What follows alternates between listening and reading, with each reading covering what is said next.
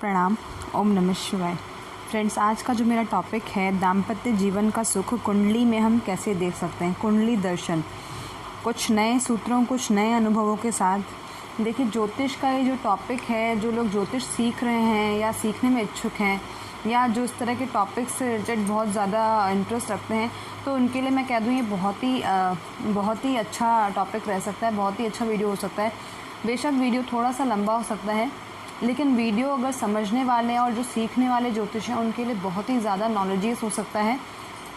कुछ अपने ही एक्सपीरियंस अगर मैं आपको कह दूं, तो मैंने भी अपने कुछ ज्योतिष के टाइम पीरियड में जो कुंडलियाँ देखी हैं, जो हॉरोस्कोप्स देखे हैं, उनके अनुभवों के साथ साथ कुछ अपनी जो आप कह लीजिए स्टडीज़ हैं, उनको कुछ अनुभव करते हुए मैंने ये सूत्र देखे हैं।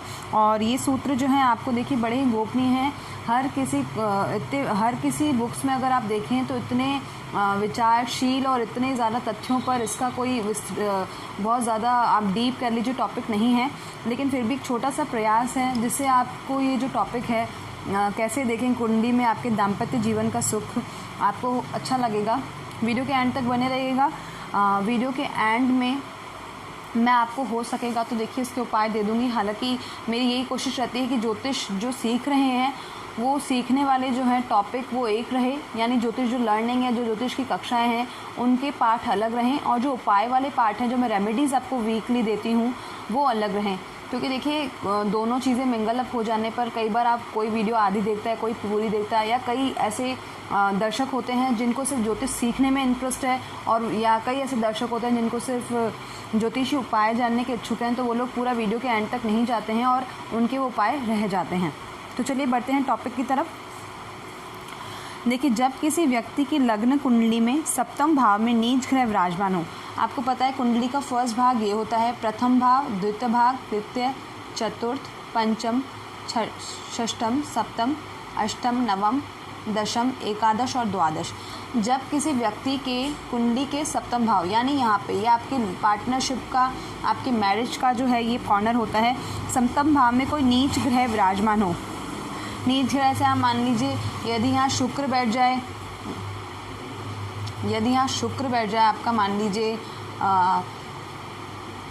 6 नंबर के साथ में, तो शुक्र 6 नंबर की राशि में नीच का हो जाता है। और शुक्र तो वैसे ही आपके दाम्पत्य जीवन, प्यार का, आप कह लीजिए आपके जो भोग विलास का और आपकी लग्जरियस को दर्शाता है। और सप्तम भाव तो वैसे भी इस चीज़ का कारक भाव है जो वही है। और यहाँ अगर शुक्र नीच का होकर बैठ जाए तो आपके दाम्पत्य जीवन में कहीं ना कहीं आप कह लीजिए जो आपके दाम्पत्य जीवन का संपूर्ण सुख जो आपको मिलना चाहिए वो आपको नहीं मिलेगा। तब उसके व्यक्ति को जो है उसके वैवाहिक जीवन का संपूर्ण फल प्राप्त नहीं होता। सप्तम भाव में उग्र ग्रह या पाप ग्रह विराजमान हो और उनकी युति हो या दृष्टि संबंध हो, तो भी क्या होता है, आपको अपने वैवाहिक जीवन का संपूर्ण फल नहीं मिलता। मान लीजिए पाप ग्रह में मैं आपको बता दूं कौन कौन से पाप ग्रह होते हैं। आपके पाप ग्रहों में होते हैं राहु, केतु, शनि, ये आपके पाप ग्रह होते हैं। यदि सप्तम भाव में, इन सारे भाव में यदि पाप ग्रह बैठ जाएं तो भी क्या होता है, आपके दाम्पत्य जीवन का जो सुख होता है वो क्षीण हो जाता है, ना के बराबर, यानी भंग हो जाता है। और यदि इनका दृष्टि संबंध हो, सपोज़ कीजिए यहाँ पे राहु बैठ जाए, राहु बहुत ही ज़्यादा पाप ग्रह माने जाते हैं, देने पर आते हैं तो बहुत अच्छा देते हैं और लेने पर आते हैं तो सब कुछ ले जाते हैं।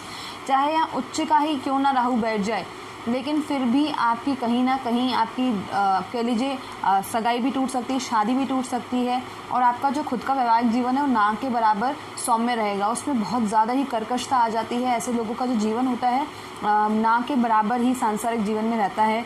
शादी में रहते हो भी आप एक बहुत ही ज़्यादा व्यंग वाली स्थिति में आ जाते हैं।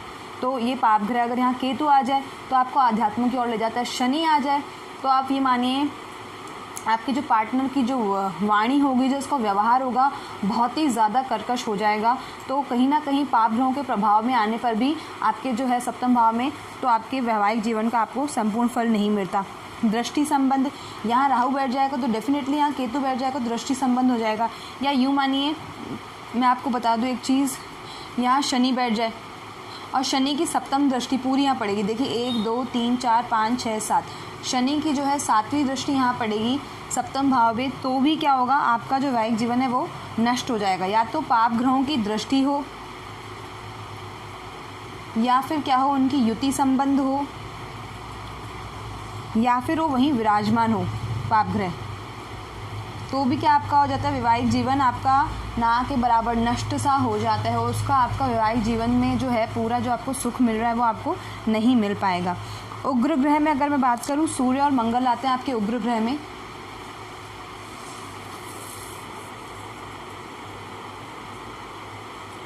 देखिए, अगर सप्तम भाव में आपके उग्र ग्रह सूर्य और मंगल जो होते हैं आपके उग्र ग्रहों में आते हैं, यदि सप्तम भाव में ये विराजमान हो, या इनका दृष्टि संबंध हो, या इनका युति संबंध भी बन रहा है, या कहीं से भी इस पर दृष्टि डाल रहे हैं, तो भी क्या हो जाता है, आपका जो वैवाहिक जीवन है उसमें सौम्यता हट जाती है। फिर वही चीज़ आपको जो है पूरा जो संपूर्ण आपका जो वैवाहिक जीवन में जो प्रेम होता है, जो रस होता है, वो ना के बराबर हो जाता है। आपका कहीं ना कहीं वैवाहिक जीवन जो है क्षीण सा हो जाता है। बिल्कुल आप कह लीजिए उसमें वैसी सौम्यता, वैसी मिठास, वैसी मधुरता नहीं रहती है।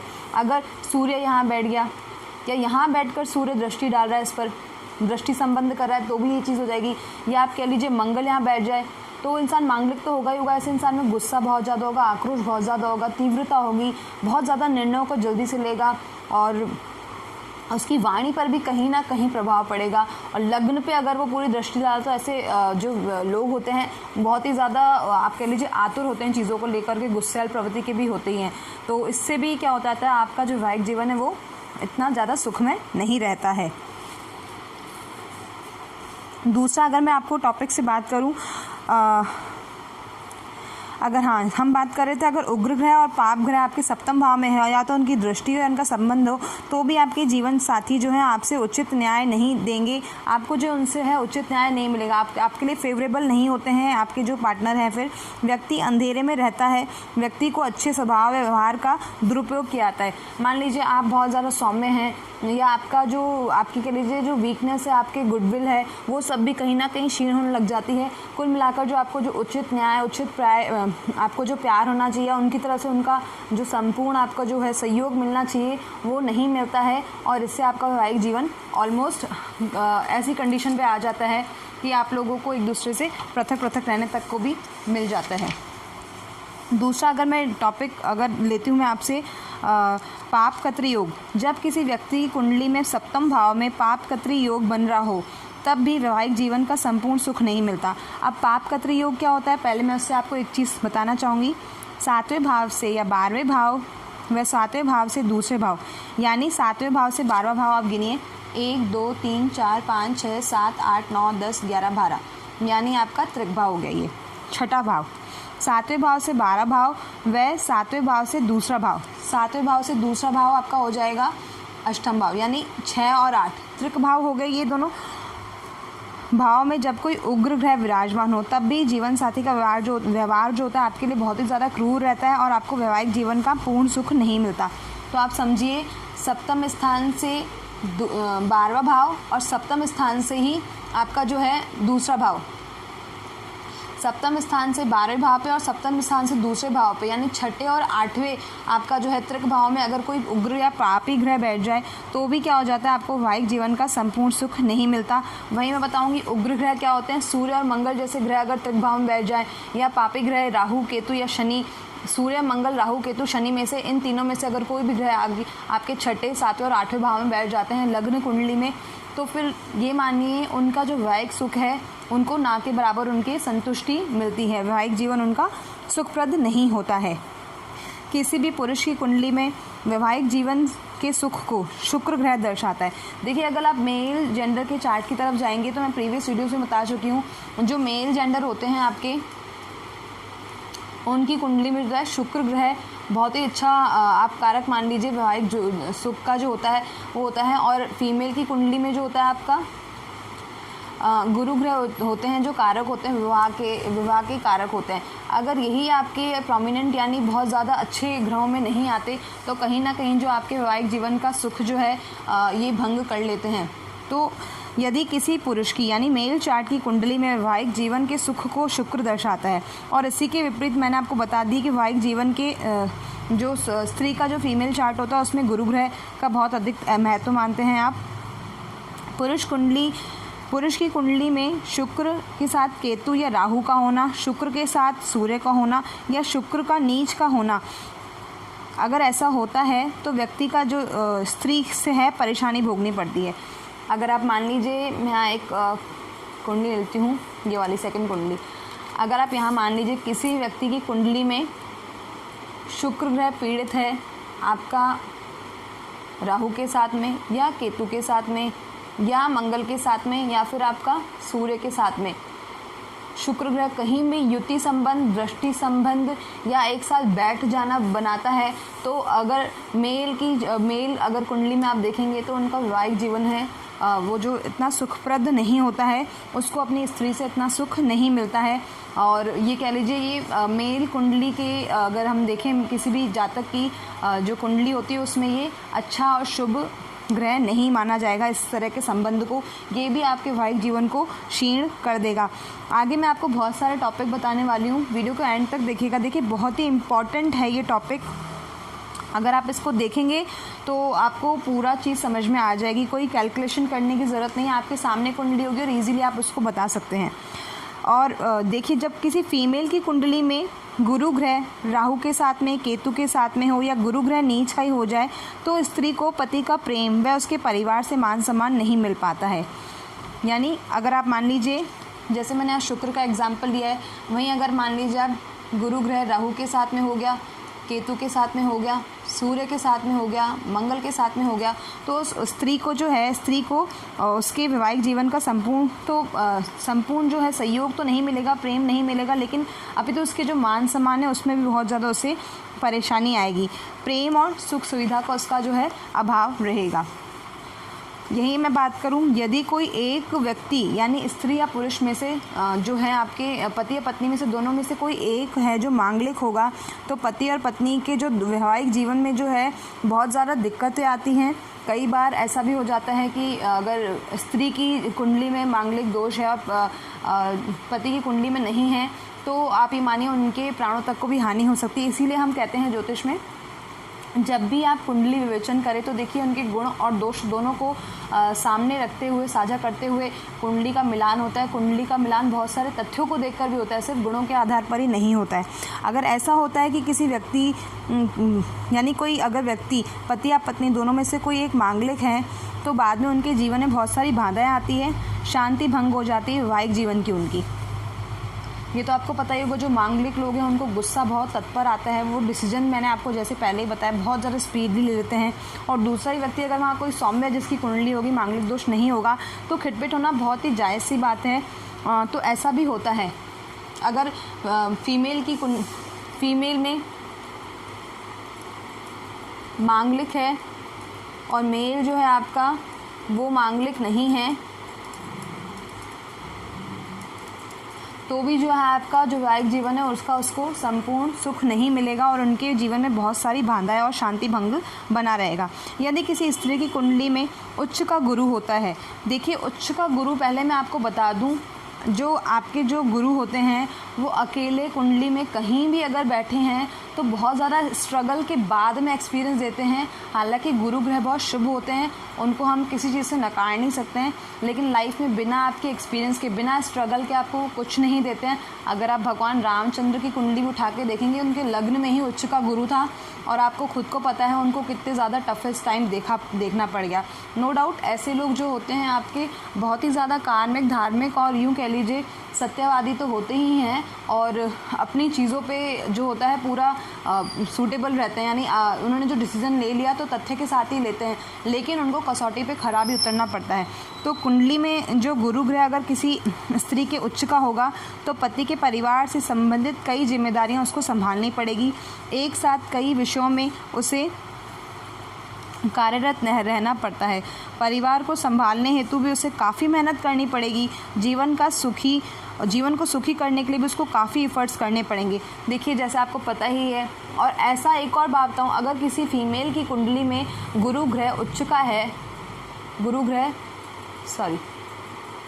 आपका जो गुरु ग्रह 4 नंबर की राशि में उच्च का होता है, और अगर किसी फीमेल की चार्ट में गुरु ग्रह उच्च का है तो ये मानिए वो एक तो घर में जो होगी सबसे ज़्यादा आप कह लीजिए बड़ी बहू के रूप में होगी, ये मैंने बहुत अधिकतर कुंडलियों में देखा है। तो उनके ऊपर स्वाभाविक सी बात है, बहुत सारी जिम्मेदारियां भी रहती हैं उनके ऊपर, बहुत सारा यूँ कह लीजिए आप उम्मीदें भी रहती हैं ऐसे लोगों को, ऐसी जो स्त्रियां होती हैं, और पति की तरफ से उसे काफ़ी ज़्यादा झुकाव देखना पड़ता है परिवार को लेके, सिचुएशन को लेके, जिम्मेदारियों को लेकर के, और आपसी तब उनको कहीं ना कहीं जो है मेल में उनको काफ़ी ज़्यादा स्ट्रगल करना पड़ जाता है। यानी काफ़ी इफ़र्ट्स लगाने के बाद में उनको अपना जो है वैवाहिक जीवन जो है संभालना पड़ता है। गुरु उच्च का ज़रूर नहीं हर बार आपको अच्छा ही परिणाम दे। कई बार आपकी लाइफ में ऐसी सिचुएशंस भी आती हैं कि आपको कसौटी पे खड़ा उतरना पड़ जाता है। अगर आपके गुरु ग्रह प्रबल हैं, केंद्र या त्रिकोण में बैठे हैं तो आपको अच्छा परिणाम देंगे ही। लेकिन एक आपको ऐसा स्टेज आएगा लाइफ में जिसमें आप यूँ कह लीजिए आपके लिए बहुत ही टफेस्ट और एग्ज़ाम वाला टाइम हो जाएगा। बहुत ही कुंडलियाँ मैंने ऐसी देखी हैं जिनमें ऐसा भी हुआ है। आइए बढ़ते हैं नेक्स्ट टॉपिक की तरफ, नेक्स्ट पॉइंट की तरफ में। जब सप्तमेश 6, 8, 12 भाव में विराजमान हो, यानी जब सप्तमेश यानी सप्तम भाव का स्वामी, अब जैसे मैंने यहाँ 4 लिखा तो यहाँ आएगा आपका 5, 6, 7, 8, 9, 10, 11, 12, 1, 2 और 3। सप्तमेश यानी सप्तम भाव की राशि का स्वामी, यहाँ 1 नंबर है। 1 नंबर की राशि का स्वामी जो क्या होता है वो आपका होता है मंगल। अगर मंगल आपका उठ के त्रिक भाव यानी 6, 8 और 12 भाव में बैठ जाए तो भी क्या होता है, ऐसे में जो आपका जो है वैवाहिक जीवन कहीं ना कहीं स्ट्रगल वाला होता है।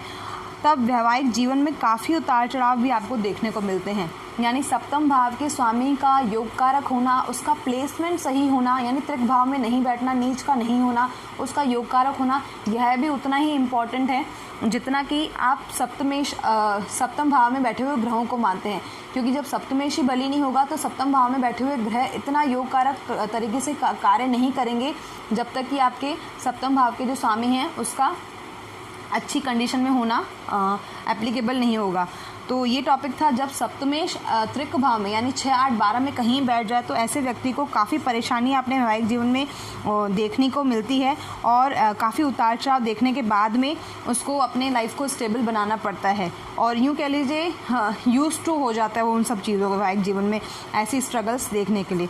सप्तम भाव में राहु या केतु या सप्तमेश के साथ राहु या केतु का युति संबंध हो तो वाद विवाद, निरस्ता, रूखापन और वैवाहिक जीवन में निरस्ता आ जाती है। निरस्ता मतलब बिल्कुल आप जैसे सांसारिक जीवन में रहते हुए भी, मैंने कहा ना, जैसे आप सांसारिक जीवन में रह रहे हैं लेकिन एक टैग वाली शादी हो जाती है, आप उसका पूर्ण तरह आनंद नहीं उठा पाते, बहुत ही रूखापन आ जाता है, बहुत ही ज़्यादा डिबेट होता है हस्बैंड वाइफ में, छोटी छोटी बातों पर डिस्कशन, आप कह लीजिए हस्बैंड का वाइफ के लिए या वाइफ का हस्बैंड के लिए रुझान जो होता है बहुत ही रूखा वाला सा हो जाता है। वैवाहिक जीवन ऑलमोस्ट उन लोगों का भंग सा हो जाता है। यदि सप्तमेश, यहाँ देखिए सप्तमेश कौन था, 1 नंबर लिखा हुआ है यहाँ पे, यानी मंगल। तो मंगल के साथ में अगर मंगल को यहाँ बिठा दूँ और मंगल के साथ में मैं राहु बिठा दूँ या केतु बिठा दूँ या मैं सूर्य बिठा दूँ या मैं शनि बिठा दूँ, ऐसे कोई पाप या उग्र ग्रह जब बैठ जाएं सप्तमेश के साथ में यानी सप्तम भाव के स्वामी के साथ में, तब भी क्या होता है आपका जो वैवाहिक जीवन है वो अच्छा नहीं जाएगा। आइए बढ़ते हैं नेक्स्ट टॉपिक की तरफ। कुंडली के 2, 5, 12, 9 और 4 उग्र ग्रह युति या पितृदोष हो या शापित दोष की युति बन रही हो, ऐसे कोई ग्रह विराजमान होते हैं जैसे कि सूर्य मंगल बैठ जाए, शनि राहु बैठ जाए, शनि चंद्र बैठ जाए, शनि केतु बैठ जाए, या सूर्य शनि बैठ जाए, या सूर्य राहु बैठ जाए, या गुरु राहु या गुरु केतु, या शनि केतु या राहु मंगल। यानी कि यदि कुंडली के, यहाँ मैं लिख भी देती हूँ, अपने साथ साथ नोट्स भी लिख लीजिए। यदि कुंडली के दूसरे भाव, आपके 5वें भाव, 12वें भाव, 9वें भाव और चतुर्थ भाव में यदि पितृदोष बन रहा हो, आपका पितृदोष बन रहा हो, साथ साथ में क्या हो, आपका श्रापित दोष बन रहा हो,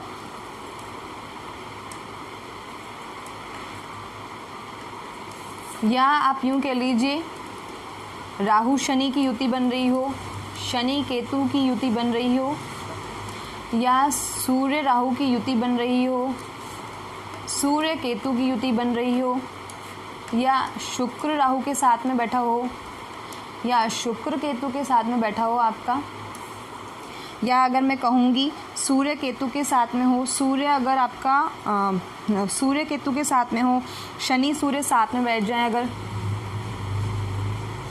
तो कहीं ना कहीं जो आपका वैवाहिक जीवन जो है वो भी निरस्तापूर्ण होगा, उसमें भी रस नहीं होगा। अगर आपकी कुंडली के 5वें 12वें 9वें और 4थे भाव में यदि पितृदोष बन रहा हो, पितृदोष क्या होता है, जब सूर्य आपके राहु के साथ में बैठ जाए तो उसे आंशिक पितृदोष कहते हैं। अगर डायरेक्ट बन रहा है तो देखिए सीधा सीधा पितृदोष कहेगा। आंशिक पितृदोष जब दृष्टि डाल के बनता है, दृष्टि डाल के बनेगा तो इतना कोई खासे वो नहीं होगा पितृदोष, लेकिन फिर भी इसे कुंडलीय पितृदोष के नाम से जाना जाएगा। लेकिन साथ में अगर युति बन रही है सूर्य और राहु की, तो इसे हम क्या बोलेंगे, कुंडली में पितृदोष के नाम से जानेंगे। शापित योग क्या होता है, जब शनि के साथ में आपका राहु बैठ जाए, शनि के साथ में केतु बैठ जाए, आपका शनि के साथ में जो है सूर्य बैठ जाए, तो ये सब क्या हो जाते हैं, शापित योग होते हैं। ऐसे में भी आपको काफ़ी ज़्यादा परेशानी होती है अपने वैवाहिक जीवन में, और आपका वैवाहिक जीवन कहीं ना कहीं जो है आपको जो है दाम्पत्य सुख का पूरा परिणाम नहीं दे पाता है। ऐसे में अगर देखिए क्या होगा, अगर शापित दोष होगा तो पति पत्नी के बीच में तनाव होगा, वाद विवाद होता है, परिवार के सदस्यों को लेकर पति पत्नी के बीच में तनाव रहेगा। अगर पितृदोष होगा तो भी देखिए ऐसा होगा, पति पत्नी के बीच में जो है फैमिली मेम्बर्स को लेकर काफ़ी स्ट्रेस रहेगा, उनके बीच में कोई परेशानी नहीं होगी, लेकिन उनके फैमिली मेम्बर्स को लेकर ही जो है काफ़ी तनावपूर्ण स्थिति बनी रहेगी। पति पत्नी दोनों में से किसी एक का स्वास्थ्य जो है बुरी तरह बिगड़ सकता है। ग्रहों की इन युति से पति और पत्नी के जीवन में निरस्ता रहती है तथा उग्रता भी बनी रहती है। आपको पता है कई बार ऐसी सिचुएशन आ जाती है, कई बार आप सही होते हैं लेकिन सिचुएशंस ऐसी होती है कि किसी फैमिली मेम्बर की वजह से भी ऐसा हो जाता है। तो अगर आप सीधा सा हैं, अगर आपको किसी की कुंडली में भी इस तरीके के योग दिख रहे हैं, पितृदोष श्रापित दोष दिख रहे हैं किसी की लग्न कुंडली में, तो वहाँ डेफिनेटली जानिए हस्बैंड वाइफ के बीच में जो टॉपिक जो रहेगा वो किसी थर्ड पर्सन की वजह से रहेगा। उनके रिलेटेड बीच में कोई टॉपिक नहीं होगा, उनकी लड़ाई का होगा, उनके फैमिली मेम्बर से रिलेटेड हो सकता है। और ऐसा जो टाइम होता है बहुत ही ज़्यादा आप कह लीजिए विषपूर्ण रहता है, बहुत ही ज़्यादा दिक्कतें आती हैं, आप समझाना चाहकर भी नहीं समझा पाते अपनी सिचुएशंस को, और यूँ कह लीजिए बिना किसी कारण के ही आपके बीच में बहुत बड़ा विवाद बन सकता है ऐसे सब दोषों के चक्कर में। अगर देखिए एक और नया टॉपिक है, अगर किसी फीमेल और मेल की चार्ट में शुक्र मंगल, शुक्र राहु और शुक्र केतु की युति बन रही हो, मैं दोबारा आपको बताना चाहूँगी, अगर किसी फीमेल और मेल के चार्ट में शुक्र मंगल, शुक्र राहु और शुक्र केतु की युति बन रही हो, फिर चाहे वो दृष्टि संबंध में हो चाहे युति संबंध में हो, किसी भी तरीके का हो, बन रही हो, और वो लग्न, पंचम और अष्टम और द्वादश भाव में हो। कौन कौन से भाव में? लग्न यानी प्रथम, पंचम यानी पांचवा, अष्टम यानी आठवां, द्वादश यानी 12वां, इन सब भावों में इस तरीके की युति बन रही हो तो भी क्या होता है, ऐसे व्यक्ति को किसी बाहरी मतलब आपके जीवन में किसी थर्ड पर्सन के एंट्रेंस पे आपको ज़्यादा इंटरेस्ट आएगा बजाय अपने वैवाहिक जीवन में। ऐसे जो लोग होते हैं परिवार के बाहर जो होता है अपना सुख देखते हैं, परिवार से बाहर ज़्यादा रस देखना पसंद करते हैं, उनकी स्वयं की जिम्मेदारियां उन्हें बहुत सी लगने लग जाती है, जीवन में जो होता है उनके साथी से उनकी दूरियां बनने लग जाती हैं। होता क्या है, आपके और आपके हस्बैंड के बीच में इस युतियों के चक्कर में बहुत ही ज़्यादा कॉम्प्लिकेशंस आ जाती है। उस सिचुएशंस में आप क्या करते हैं, जो आपके बाहरी जो दुनिया होती है, बाहरी फ्रेंड्स होते हैं, या आप कह लीजिए फीमेल का मेल की तरफ अट्रैक्शन और मेल का फीमेल की तरफ अट्रैक्शन हो जाता है, आपको बाहरी दुनिया की तरफ रस ज़्यादा अच्छा लगने लग जाता है, और आपकी जो खुद की जो पर्सनल लाइफ है आपको बोझ की तरह लगने लग जाती है, जीवन साथी से धीरे धीरे आपकी दूरियां बनने लग जाती हैं। इस तरह का एटमॉस्फेयर क्रिएट करते हैं अगर कुंडली में यदि इस प्रकार की युतियाँ बनती हैं। यदि फीमेल की कुंडली में मंगल 8 या 12 भाव में स्थित हो, स्त्री को अपने पति और उसके परिवार से ज़्यादा सुख नहीं मिलता और स्नेह नहीं मिल पाता है। मंगल यदि आपके अष्टम भाव में हो और द्वादश भाव में हो तो भी क्या होता है, उस स्त्री को अपने पति से और उसके परिवार से उतना सहयोग नहीं मिल पाता। मंगल यदि आपका जो है अष्टम और द्वादश भाव में हो तो भी स्त्री को स्नेह नहीं मिल पाता। देखिए स्नेह नहीं मिलेगा उसके परिवार से और उसकी हस्बैंड से और उसकी फैमिली से स्नेह नहीं मिलेगा, और जितना मतलब वो अपने जिस चीज़ के लिए इच्छुक रहेगी उससे वो उतना ही ज़्यादा डिस्टेंस रहेंगे, उनके बीच में बेवजह की कॉम्प्लिकेशंस क्रिएट होगी। उसकी फैमिली मेल की चार्ट में अगर आप कह लीजिए फीमेल को लेकर, उसकी फैमिली को लेकर, और फीमेल की चार्ट में मेल और उसकी फैमिली को लेकर काफ़ी ज़्यादा कॉम्प्लिकेशंस रहेगी। कुंडली में नीच राशि का शुक्र ग्रह व नीच राशि का गुरु ग्रह भी व्यक्ति को प्रेम संबंध का ज़्यादा सुख नहीं देख पाता।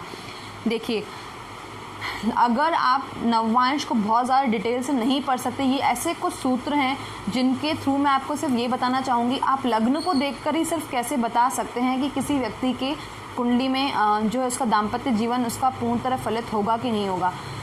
यदि कुंडली में शुक्र जो है आपका नीच हो और गुरु ग्रह भी जो है आपका नीच राशि का हो जाए, तो भी क्या होता है आपका वैवाहिक जीवन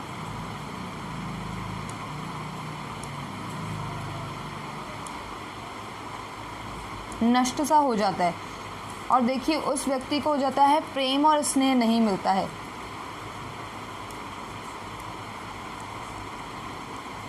ये चीज़ आप लिखवा लीजिए। आपकी जो कुंडली में है गुरु और शुक्र जो है बली होना बहुत ही ज़्यादा इम्पॉर्टेंट है।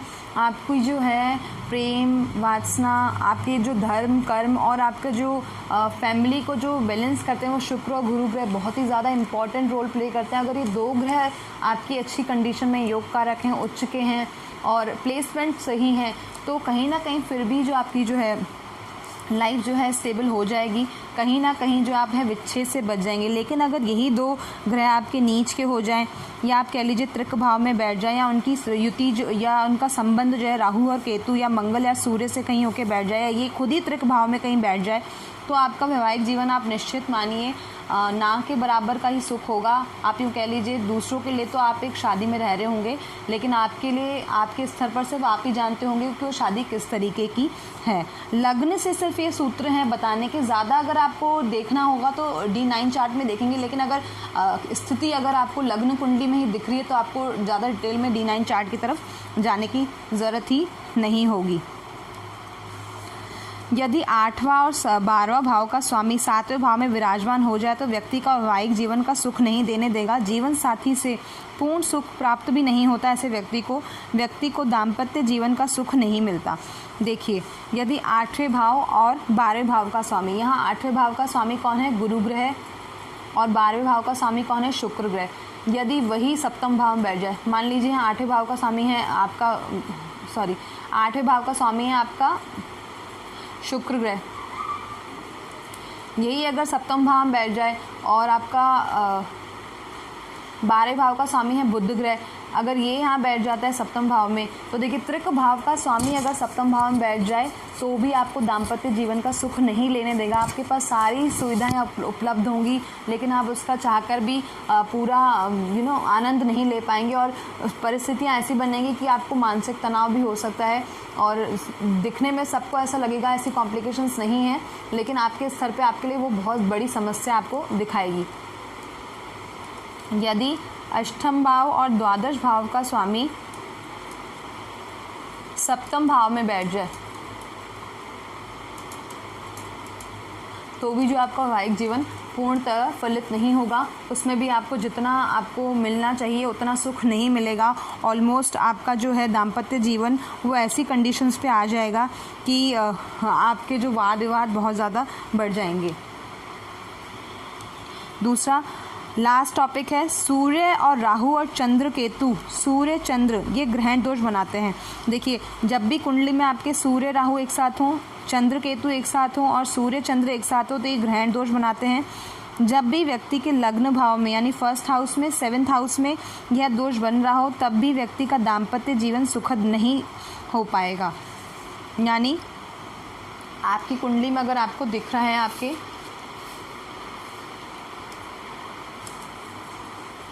सूर्य चंद्र साथ दिख रहे हैं, या आपको चंद्र केतु साथ में दिख रहे हैं आपको, या आप कह लीजिए सूर्य राहु आपको दिख रहे हैं साथ में कुंडली में कहीं भी,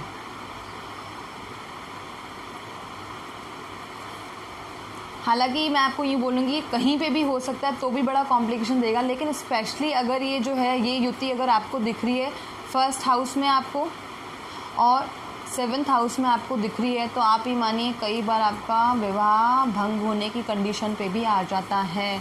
अगर आपके कुंडली में सूर्य चंद्र, चंद्र केतु और सूर्य राहु एक साथ दिख जाए, हालांकि मैं वही बोलूँगी दोबारा, कुंडली में कहीं भी ऐसी कंडीशन दिख जाती है तो बहुत ज़्यादा कॉम्प्लिकेशंस क्रिएट कर लेती है। आपका अपने हस्बैंड और उसकी फैमिली के रिलेटेड या कह लीजिए उनके कार्य से आपके जो रिलेशन है बिल्कुल अच्छे और सौम्य नहीं रहते हैं। लेकिन स्पेशली अगर ये सारी युतियाँ आपकी जो है फर्स्ट हाउस और 7th हाउस में बन रही है, तो आप ये चीज़ बिल्कुल मानकर चलिए कि आपका जो वैवाहिक जीवन है वो निरस्त ही रहेगा। होपफुली आपको ये आज की वीडियो बहुत अच्छी लगी होगी। और फ्रेंड्स, आगे कोशिश रहेगी नेक्स्ट वीडियो में मैं आपको इसके उपाय बता पाऊँ, क्योंकि ऑलरेडी वीडियो बहुत बड़ी बन चुकी है। उम्मीद तो यही थी इसी वीडियो में आपको सब कुछ बता दूँ, लेकिन देखिए पॉसिबल नहीं होता है। जैसा मैंने आपको पहले भी कहा, कुछ लोग देखना पसंद करते हैं, कुछ नहीं। अगर आपको देखिए ये वीडियो अच्छी लगती है तो प्लीज़ लाइक कीजिए, कमेंट कीजिए और मुझे बताइए आगे नेक्स्ट मैं किस टॉपिक से रिलेटेड आपके लिए वीडियोस बताऊं।